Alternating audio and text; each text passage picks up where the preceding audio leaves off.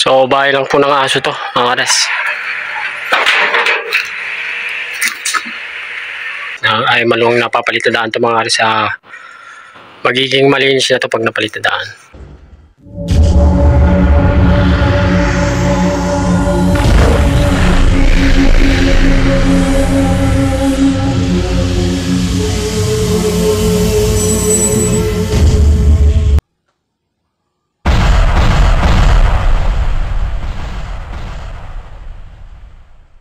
Good morning mga kares, update lang tayo dito sa ginagawa kong bungalow house ng aso.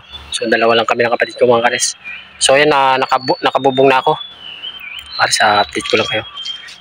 So yung haba pala nito mga kares, 4 meters by 10 meters. So pumapatak siya na 40 square meter to mga kares, itong luwang nito. So bahay lang po ito ng aso. So nag-aanda na ng pangbuhos yung kapatid ko. So nabuhusan na namin itong isa, dalawa. So itong isa kalahati pa lang. So susunod na namin doon. So sa bubong naman mga kares, so ayan, special siya mga kares. Naglagay kami ng insulation para hindi mainit sa kulungan ng aso. So yung flashing na lang mga kares ang kulang, magpapatupi kami.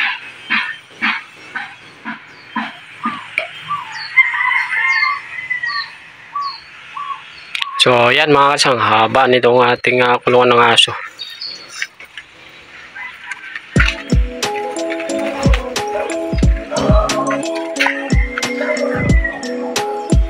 So malapit na siya mabuo mga kares. Pag naka-flooring na kami, papalitada na kami. Yan. So silipin natin sa bubong.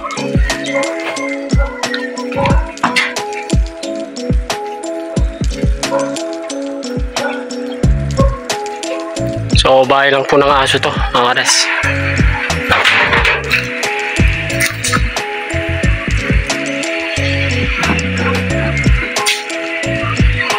So pag mainit sa taas, bumababa kami, nagbubuhos kami ng kapatid ko. So hindi natin kayang talunin yung init ng araw mga kares. Ay maluwang napapalitadaan to mga kares. Magiging malinis na to pag napalitadaan.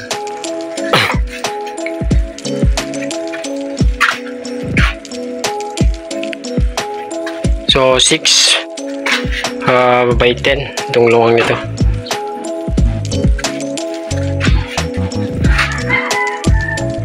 So ayan muna mga kares, trabaho muna tayo.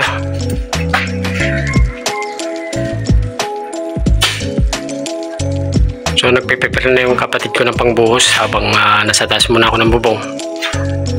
Mag-i-screw tayo. Mga kares, update ko kayo mamaya kung anong natapos namin. So in-update ko lang kayo dito sa kulungan ng bungalow house ng aso ng aking boss.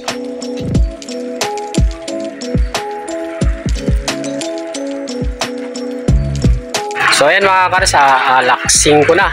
So naabutan kami ng ulan ng kapatid ko. So nakatatlong kulungan kami na nabuhusan mga kares.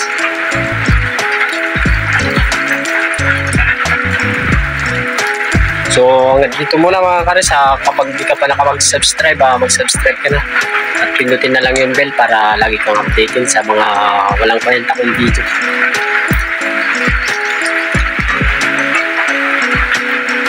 So susunod na namin yung palitada. So siguro kulang 1 linggo pala papalitadaan ko ito.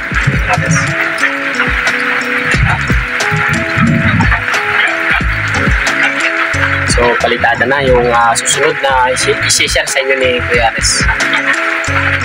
So yung flashing, nagpatupi kami.